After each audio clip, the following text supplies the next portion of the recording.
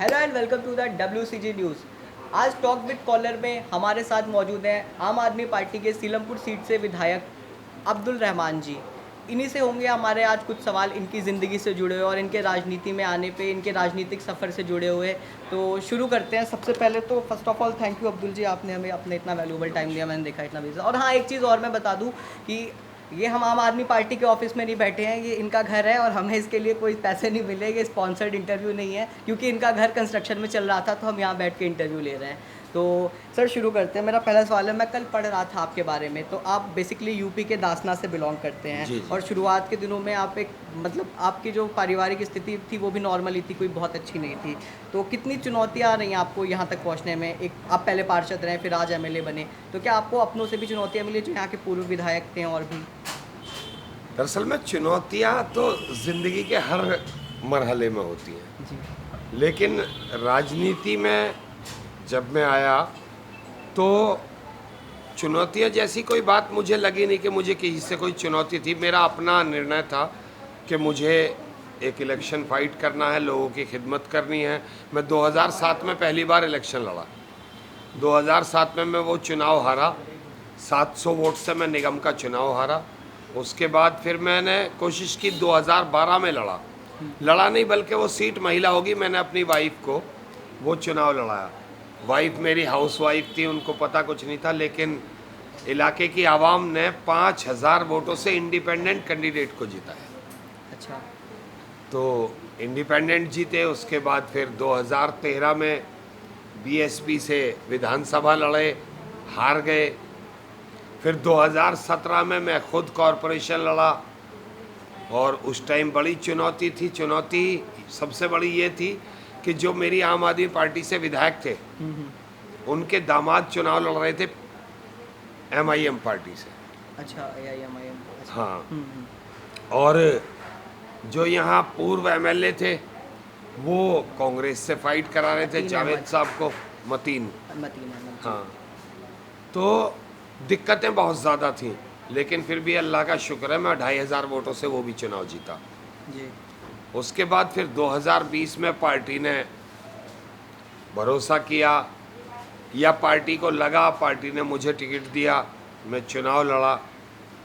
और 2020 के चुनाव में मुझे भी इतनी उम्मीद नहीं थी, लेकिन आज तक के इतिहास में ना किसी को इतना वोट दिया, ना इतने वोटों से कोई जीता है।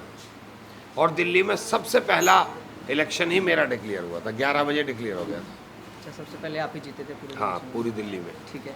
तो अपने काम का लेखा जोखा बताइए कि जैसा कि आपने चुनावों के दौरान वादा किया था कि आप यहाँ पे लाइब्रेरिया खोलेंगे और सीवर की प्रॉब्लम्स सुलझाएंगे, और भी कई वादे किए थे। तो क्या 1.5 साल जो अभी पिछले 2020 से अब तक के बीते, इसमें क्या क्या काम किया आपने सीलमपुर के लिए, वो बताइए लोगों को। देखिए, दिक्कतों भरी बात तो ये थी कि जब चुनाव जीता मैं, इलेक्शन होने के तुरंत बाद यहाँ जमुना पार में वो दंगे शुरू हो गए।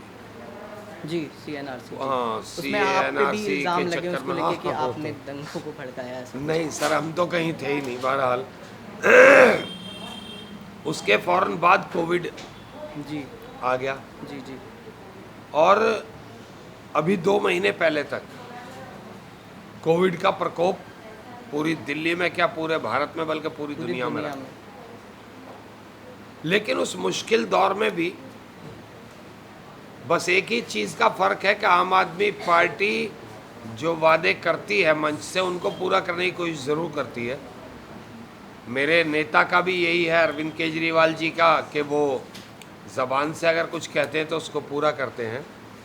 उस कोविड के दौर में जब दिल्ली में लॉकडाउन था और जब कोई काम कहीं नहीं हो रहा था, उस वक्त में भी मैंने 10.5 करोड़ रुपए की लागत से काम करा इलाके में, सीलमपुर में। और मोर देन जगहों पर लाइनें सीवर की चेंज की, मोर देन जगहों पर वाटर लाइन चेंज की जो दिक्कत आ रही थी। और अभी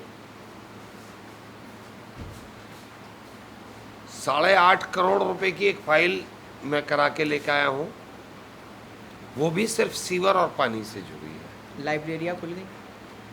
हमारे पास जगह नहीं है इस पूरे इलाके में, लेकिन हम जगह की तलाश में लगे हो। अगर कोई हमें किराए पे जगह दे देगा, हमारी जद्दोजहद जारी है और हम जल्द उसको भी खुलवा देंगे हमारी आपने उर्दू अकेडमी से। और महिलाओं के लिए स्कूल भी खोलने की बात कही थी चुनावों के दौरान। नहीं, मेरी ऐसी कोई बात नहीं, ये आपने मेरा कहा था मुद्दा अगर नहीं केंद्र था। सरकार जमीन देती मैं है तो हाँ, मैंने ये कहा था अगर केंद्र सरकार हमने लेटर लिख रखा है केंद्र सरकार को कि डीडीए की लैंड है वो हमें मुहैया कराई जाए ताकि यहाँ लड़कियों के लिए कॉलेज बनाया जा जी, सके। जी, जी, जी। तो उसका मैंने तो ये भी कहा था कि अगर केंद्र सरकार डीडीए हमें ज़मीन दे देती है तो हम ज़रूर करेंगे।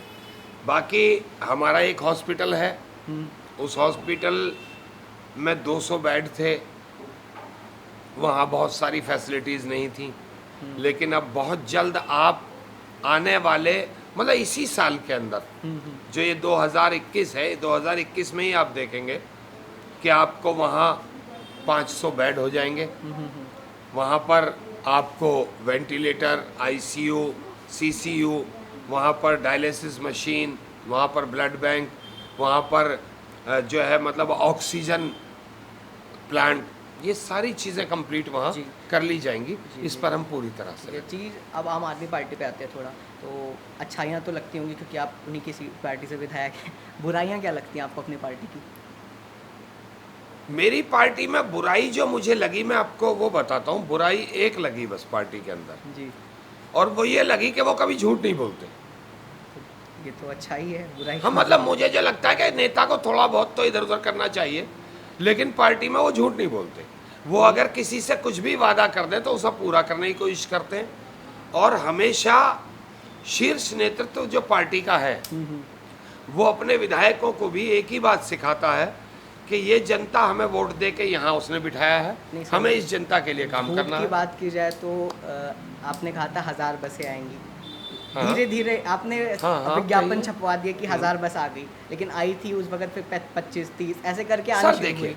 था तो क्या, जब मैंने आपको कहा कोविड चल रहा है और इस कोविड के चलते पूरी दुनिया, आपने बहुत से ऐसे वादे किए थे चुनावों के नहीं। दौरान जो आपके बिल्कुल आप कर ही नहीं सकते थे वो चीज़ बिना बताइए, केंद्र सरकार की मदद के। बताइए। तो आपने फिर ऐसे वादे बताइए ना क्या? किए क्यों दिल्ली के जनता आप को? बताइए क्या नहीं कर सकते थे, एक चीज बताइए नहीं, आपने जो बोला हमने वादा किया और हम कर नहीं सकते थे और हमने नहीं किया, बताइए। नए हॉस्पिटल्स खुलवाने के वादे किए आपने। खुल और रहे फिर- नहीं, आप खुल रहे हैं। आप उसी नए स्कूल्स बनाने के सर आप- नए हॉस्पिटल खुल रहे हैं, नए स्कूल भी बन रहे हैं। नहीं, उसी में वो हो रही हैं चीज़ें, बढ़ किसमें? रही हैं। उस मतलब जो पुराने बने थे उसी को रेनोवेट कर रहे हैं, उसी को और अच्छा बना रहे हैं, ये हो रहा है। बट नए स्कूल नहीं खुल रहे हैं आपके देखिए। उसमें। ये शिकायत आपके सीएम और डिप्टी सीएम की रहती है कि हमें केंद्र सरकार जमीन नहीं दे रही है, मैं- केंद्र सरकार के संबंध खराब है मैं आपसे। आपको एक चीज जी। बता दूं, संबंध किसी के खराब नहीं होते, नियत खराब होती है। जी, संबंध किसी के खराब नहीं होते। वो सेंट्रल चला रहे हैं, हम दिल्ली चला रहे हैं, भाई संबंध खराब होने की क्या है।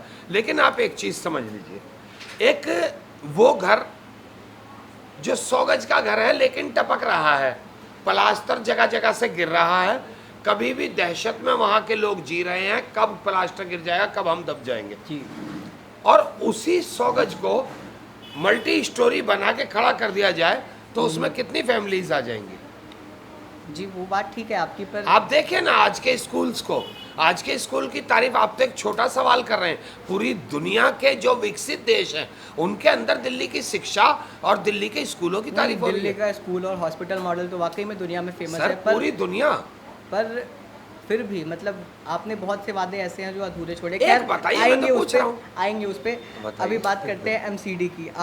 आपकी पार्टी बोलती रहती है, आम आदमी पार्टी की, एमसीडी की हालत ख़राब है, बीजेपी ने एमसीडी लूट लिया, ये वो।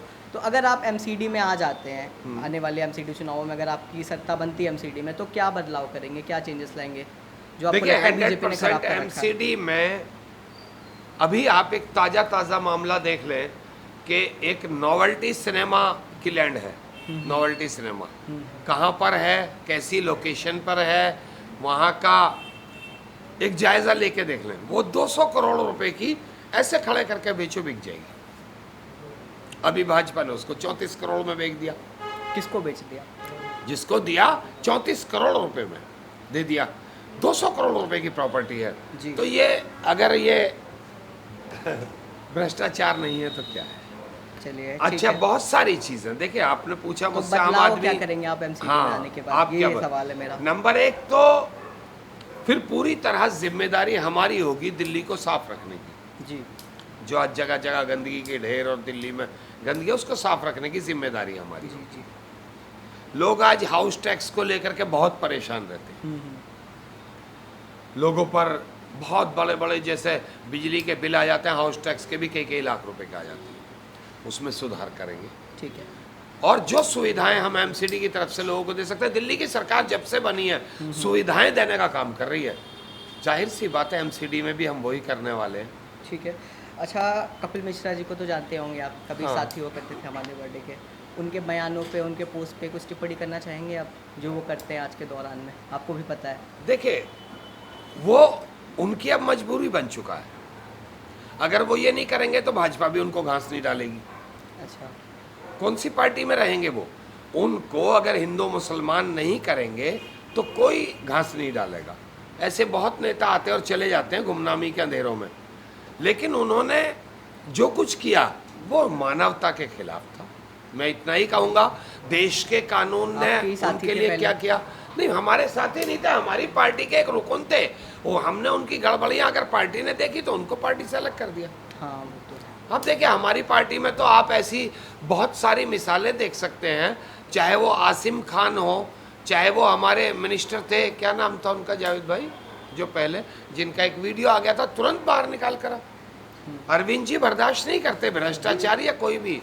संदीप जी। अच्छा, कुमार विश्वास याद आते हैं आपकी पार्टी को? बहुत पुराना चैप्टर हो गया, लेकिन आज भी कहीं उनकी कमी खलती है, जो एक शुरुआत हुई थी पार्टी की, आपकी आम आदमी पार्टी की। देखिए, जब एक किसी चीज़ की शुरुआत होती है, बहुत सारे लोग उसका हिस्सा होते हैं, और फिर आहिस्ता आहिस्ता कुछ लोग हटते हैं तो कुछ नए लोग जुड़ जाते हैं, कुछ हटते हैं कुछ नए लोग जुड़ जाते हैं। तो ये सफ़र है, ये सफ़र कभी नहीं रुकता। ये ट्रेन है, एक ट्रेन अगर दिल्ली से चली और उसको मुंबई जाना है तो यहाँ से 100 मुसाफिर चढ़े, 4 मुसाफिर आगरा में उतर गए, वहाँ से 8 चढ़ गए, 8 मुसाफिर जयपुर में उतर गए, वहाँ से 12 चढ़ गए, आगे जाके अगले स्टेशन पे 15 उतर गए, 16 चढ़ गए। तो ये उतरना चढ़ना लगा रहता है, ये ट्रेन है एक तरह से। तो वो कुमार विश्वास को लेकर आज तक आम आदमी पार्टी ने कोई सीरियस बयान ऑफिशियल नहीं जारी किया, तो मैं इस पर ज़्यादा जोर नहीं डालूंगा आप पे। बीते कोरोना काल में सीलमपुर के क्या हालात थे, और थर्ड वेव के लिए दिल्ली सरकार की क्या तैयारी है, और साथ ही आप अपने सीलमपुर के लिए क्या कर रहे हैं? ऐसा कुछ कि third wave से 100% बचाया पूरी जाए? दिल्ली के लिए तैयारियां हैं हमारी जी। पहली बात तो ऊपर वाले से दुआ करते हैं कि ऐसा कुछ दिल्ली के अंदर हो ही ना, बल्कि देश में ना हो।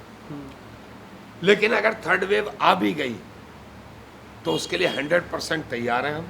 हमारे ICU हॉस्पिटल्स बेड, तैयार हैं, वेंटिलेटर्स। आईसीयू बेड तैयार है, हमारे वेंटिलेटर सेकंड तैयार वेव में है। पूरी दुनिया ने देखा था कि देश के क्या हालात थे और दिल्ली के भी क्या हालात बिल्कुल, थे। लेकिन दिल्ली ने फिर भी कितना कवर किया था ये भी आपने देखा होगा। उत्तर प्रदेश और अदर प्रदेशों की भांति दिल्ली सबकी माँ बनी हुई थी।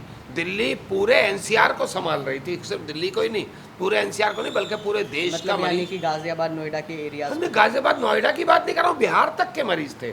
बिहार से आके, राजस्थान से आके, पंजाब से आके मरीज जो जहाँ जवाब देता था, सबके लिए दिल्ली माँ होती है कि दिल्ली सबकी माँ है और वो सबको अपने गोद में संभालेगी। तो पूरे भारत से मरीज दिल्ली में आ रहा था भाई उस वक्त। अच्छा, तो आप पे सिर्फ हम दिल्ली तो का नहीं, छोटा पूरे देश का हाँ, वजन था उस हाँ, तो हम कर रहे थे, लेकिन हाँ थोड़ा क्राइसिस रहा है, थोड़ा ऑक्सीजन को लेके, वो भी सेंट्रल गवर्नमेंट को मुहैया करानी थी, तो ऑक्सीजन को लेके थोड़ी दिक्कतें हुई। लेकिन इस बार हमारी 100% तैयारी है। आईसीयू बेड को लेकर के हो, चाहे वेंटिलेटर को लेकर के हो, बेड्स को लेकर के हो, 100% हम तैयार हैं। किसी भी दिक्कत का सामना नहीं करना पड़ेगा किसी आदमी को। अच्छा, अभी हाल ही में अरविंद केजरीवाल जी ने स्मोक टावर्स का उद्घाटन किया, तो अभी फिलहाल वो शायद, जहाँ तक मुझे पता है, कनॉट प्लेस में लगा कनॉट है। प्लेस में। तो अब क्या, वैसे तो पूरी दिल्ली ही प्रदूषण की मारी है, तो आने वाले टाइम में क्या सीलमपुर और शहादरा और भी जितनी जगह हैं दिल्ली की, वहाँ पे ये स्मोक टावर्स लगाए जाने वाले हैं? देखिए, किसी भी चीज़ की शुरुआत की जाती है, उसे देखा परखा जाता है। अगर ऐसा लगा कि कहीं भी मतलब उससे हमें बहुत फ़ायदा हुआ है, वहाँ का पोल्यूशन लेवल बहुत कम हुआ है, तो जाहिर सी बात है कोशिश की जाएगी कि जगह जगह वो लगाया जाए। ठीक है। अच्छा, एक अलग सवाल था कि पॉलिटिक्स में क्या माइनॉरिटी अपीजमेंट हर पॉलिटिकल पार्टीज करती हैं, हर राजनीतिक दल करता है माइनॉरिटी अपीजमेंट?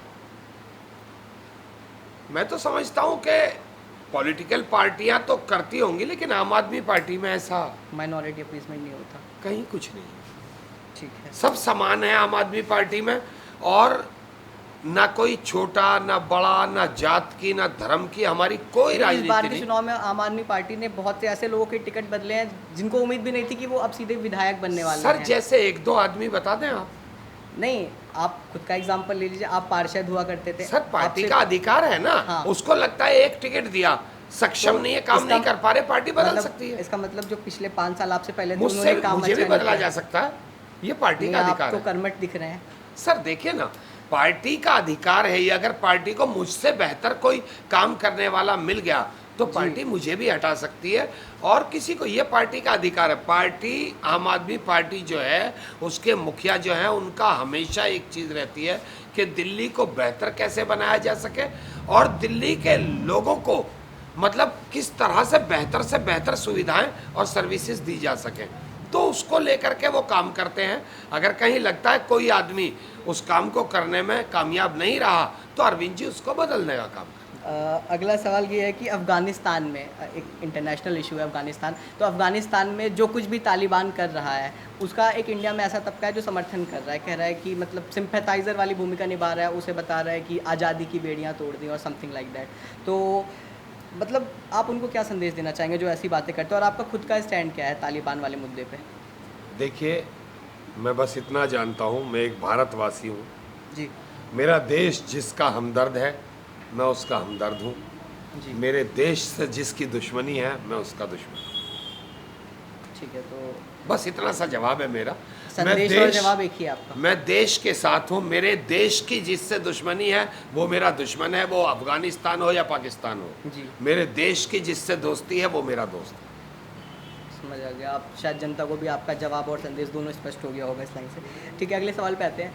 अच्छा, जैसे ही चुनाव आने शुरू होते हैं आम आदमी पार्टी को बीजेपी की बी टीम कहा जाने लगता है, और देखा भी जा सकता है पिछले कुछ दिनों में एक जो मेन विपक्षी दल है यूपीए, मतलब विपक्षी एक तरीके से कह लें अलायंस जो है वो यूपीए है, यूनाइटेड प्रोग्रेसिव अलायंस, कांग्रेस जिसकी मुखिया है एक तरीके से सबसे बड़ी पार्टी बनती है। तो आपकी पार्टी ना तो उनके बुलावे पे जाती है, उनके साथ बैठती है जब वो मीटिंग्स करते हैं अपोजिशन वाली सारी पार्टियों की, आम आदमी पार्टी और बीएसपी लास्ट वाली पार्टी उसमें उनकी मीटिंग्स में भी नहीं गई थी। तो आप क्या सोच रहे हैं, मतलब आप कोई तीसरे फ्रंट को समर्थन देना चाहते हैं, या आपका ये है कि आप आम आदमी पार्टी, बीजेपी और कांग्रेस ये 3 अलग बड़ी बड़ी पार्टियां बनाना चाहते हैं? देखिए, मैं आपको बताता हूँ, आम आदमी पार्टी और आपने जो कहा यूपीए जी। और एनडीए, जी ज़मीन और आसमान का फ़र्क है। आम आदमी पार्टी ने हमेशा जनता के लिए काम किया और जनता के सपोर्ट से आगे बढ़ी है। और जहाँ तक रही यूपीए की बात, तो यूपीए का तो और एनडीए का तो सगे भाइयों की तरह रिश्ता रहा है। जैसे एक सिक्का, उसको इधर से डालो तो कांग्रेस और इधर से डाल दो तो भाजपा, ये तो एक सिक्के के 2 पहलू हैं। इनकी तो बंदर बांट चलती है, इतने साल तेरा, इतने साल मेरा, इतने साल तेरा, इतने साल मेरा, तो ये बंदर बांट करते हैं। और लेकिन आपको भी तो एक किनारा डिसाइड करना पड़ेगा ना। बिल्कुल ठीक है, लेकिन मैं आपको ये बता दूं, आपने मुझे सवाल बड़ा अजीब किया था कि आपको बी टीम बताया जाता है भाजपा हाँ, की। ये सवाल। तो भाजपा हमें काम नहीं करने देती, जी कांग्रेस जब सत्ता में आती है भाजपा खुला काम करने देती अच्छा, है। आज आपको सबसे ज़्यादा चुनौती सड़कों पे किससे मिल रही है, भाजपा से या कांग्रेस से? नहीं, दिल्ली में तो कहीं चुनौती नहीं है नहीं, आने वाले चुनावों में सर। आने वाले चुनाव में भी चुनौती नहीं कांग्रेस है। आपके खिलाफ बहुत एक्टिव है कांग्रेस इस तो समय। कहीं है ही नहीं। जी। कांग्रेस कहाँ है? जी। पहले भी कहा था 0, दूसरी बार कहा 0, तीसरी बार कहाँ है? अभी भी 5 MCD के सीटों चुनावों पर। में। देखिए, जी। एमसीडी के चुनाव में भी 1 सीट जीत लेना वो कोई बहुत बड़ी बात नहीं है। 1 आध सीट की कोई वैल्यू नहीं होती। क्या है निगम का चुनाव? लेकिन अभी 272 की 272 सीट आम आदमी पार्टी जीतने जा रही है। अच्छा, एमसीडी की एमसीडी की मेरी मतलब लोगों BJP से की भी कोई चुनौती नहीं है हमारे पार्टी के ना, सामने। ना बीजेपी की है और ना कांग्रेस की है। सच बता रहा हूँ, पब्लिक दिल्ली की मन बना चुकी है। जनता ये तय कर चुकी है कि जिस तरह अरविंद केजरीवाल जी ने दिल्ली में सरकार बनाने से पहले जो मैनिफेस्टो लेकर के आए उसे 100% पूरा किया, और एक मौका एमसीडी में भी इन्हें देना चाहिए ताकि दिल्ली की हालत को सुधारा जा सके, दिल्ली को साफ सुथरा बनाया जा सके। और ये आए दिन की जो झगड़े हैं कि साहब दिल्ली सरकार ने बजट नहीं दिया और हमने तनख्वाह नहीं दी, उनकी तनख्वाह नहीं मिल रही, वो हड़ताल पे चले गए, इन सारे झंझटों से छुटकारा हो जाएगा। एक ईमानदार सरकार, एक सच्चे लोगों की सरकार जब दिल्ली में बनेगी तो पूरी तरह से दिल्ली का विस्तार होगा और दिल्ली अपने नए चरण की तरफ बढ़ चलेगी। ठीक है। अच्छा, मैं आप पे ये आरोप नहीं लगा रहा कि मेरा सवाल है, क्योंकि कल जब मैंने आपके बारे में गूगल पे रिसर्च करनी शुरू की तो हर न्यूज़ चैनल, चाहे वो कोई भी न्यूज़ चैनल, मैं नाम नहीं ले सकता, सब पे एक ही खबर चल रही थी आप पे कि मार्च महीने में आप पे एक आरोप लगा था छेड़खानी का और मारपीट का। तो आपके रिसर्च में सिर्फ मतलब आपके बारे में सिर्फ और सिर्फ यही एक खबर थी कि छेड़खानी का आप पर छेड़खानी और महिला से मारपीट के आरोप लगाए गए थे। हाँ हाँ, अच्छा अच्छा अच्छा, हाँ। नहीं नहीं, वो क्या था उस पर मार्च कुछ में मैं कहना आपको चाहेंगे? बता दूंगा। जी एक कांग्रेस की बुजुर्ग लेडी हैं जी जी और इलेक्शन जिस दिन वोटिंग हो रही थी, जी जी तो वोटिंग के टाइम में हम वो बंद करा करके, वोटिंग जब बंद हुई सील करा करके डब्बे जी और ईवीएम, और हम लौट करके आ गए ऑफिस। जी मेरे पीछे एक और बुजुर्ग महिला हमारे साथी थी, उनके साथ मारपीट की उन लेडी ने, कांग्रेस वाली ने, अच्छा। और मारपीट करके तो वो भागकर मेरे पास आई कि वो मुझे मार रही है। नहीं, किसी ने दूसरे ने कहा कि उनको पकड़ के मार रहे हैं छीमबाजी को, वो थोड़ा पतली सी थी। हम पलटे तो छीमबाजी आती हुई मिल गई। तो उन्होंने कहा, उसने मुझे मेरे पेट में लात मारी। तो मैंने कहा, छीमबाजी आप रिपोर्ट करो, आप लड़ो मत। बस इतनी बात हमारी हुई।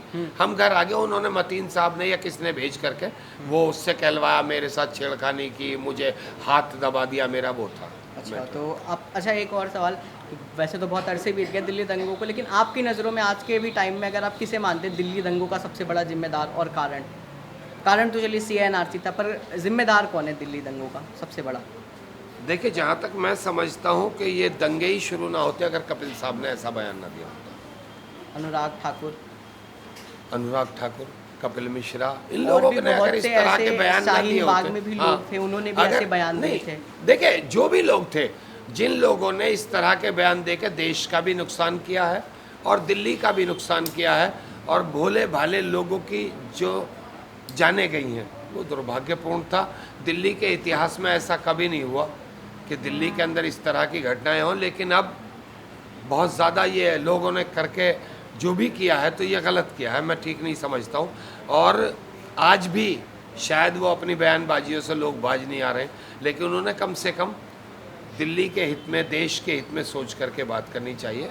हिंदू मुस्लिम भाईचारा ना कभी ख़त्म हुआ है, ना कभी ख़त्म हो सकेगा, क्योंकि भारत में भाई 25-30 करोड़ मुसलमान, जी कहाँ ख़त्म हो जाएगा? ये तो एक अभिन्न अंग है भारत का। बेशक। हिंदू मुस्लिम भाईचारा कभी ख़त्म नहीं हो सकता। चंद लोग खराबियां पैदा करते हैं, बस चंद लोग, वरना तो देश में कोई झगड़ा नहीं चाहता, ना हिंदू भाई चाहता है, ना मुस्लिम भाई चाहता। सब सुकून से रहना चाहते हैं, सब एक दूसरे से कारोबार करते हैं, सब एक दूसरे के साथ रहते हैं। ये कभी ख़त्म होने वाला नहीं है, लेकिन चंद लोग इसको खराबी पैदा करते हैं। ऊपर वाला उनको सद्बुद्धि दे। जी। अच्छा, एक आखिरी सवाल है, आपकी क्या राजनीतिक महत्वाकांक्षाएं हैं? आप भी पॉलिटिकल एस्पिरेशंस लेके आए होंगे यहाँ पे, एम्बिशंस होंगे आपके भी, तो भविष्य में कभी आपको मुख्यमंत्री बनने का मौका मिलता है दिल्ली का, आप बनना चाहेंगे? देखिए, मुख्यमंत्री मैं चाहूँगा हमेशा अरविंद केजरीवाल रहें। अच्छा, लेकिन आप अरविंद बस केजरीवाल, मुख्यमंत्री तक ही रखना चाहते हैं? मैं सुनिए, जब अरविंद केजरीवाल जी जी देश के प्रधानमंत्री बने, जी तो उस वक्त में मुख्यमंत्री मनीष सिसोदिया जी को बनना चाहिए। मुझसे बहुत काबिल और बहुत ज़्यादा समझदार और दिल्ली को बेहतर चलाने वाले इंसानों में से एक है। मैं चाहूँगा वो आदमी दिल्ली को संभाले जो बहुत समझदार हो। मैं इतना समझदार नहीं हूँ कि मैं पूरी दिल्ली की बागडोर संभाल सकूँ। तो मैं चाहूँगा मेरी पार्टी के वो लोग जो सक्षम, हमारे अंदर यही बात है आम आदमी पार्टी वालों में, ये नहीं चाहते कि मैं इस सीट पर बैठ जाऊँ, ये चाहते हैं कि हम दिल्ली को, किस आदमी को बिठाकर बेहतर बना सकें दिल्ली को। तो हम चाहते हैं दिल्ली बेहतर होनी चाहिए, उसके लिए जो सब में ज़्यादा सक्षम हो, जो सबसे ज़्यादा समझदार हो। अगर जिस दिन देश के प्रधानमंत्री माननीय अरविंद केजरीवाल जी बनेंगे, तो मनीष सिसोदिया जी ही इसको बागडोर को संभालेंगे। और बहुत सक्षम लोग हैं, और जो पार्टी किसी को भी जिम्मेदारी देती तो किसी की हिम्मत नहीं पार्टी की जिम्मेदारी से भागेगा। हम सब सिपाही हैं आम आदमी पार्टी के। वो हमें कहेंगे कि आपको MLA छोड़ के निगम का लड़ना, तो हम लड़ेंगे।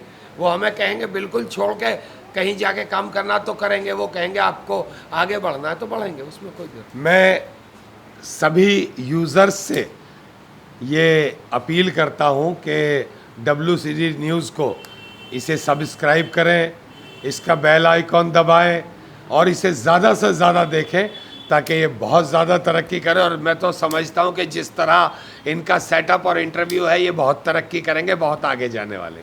शुक्रिया बहुत बहुत। बहुत बहुत बहुत बहुत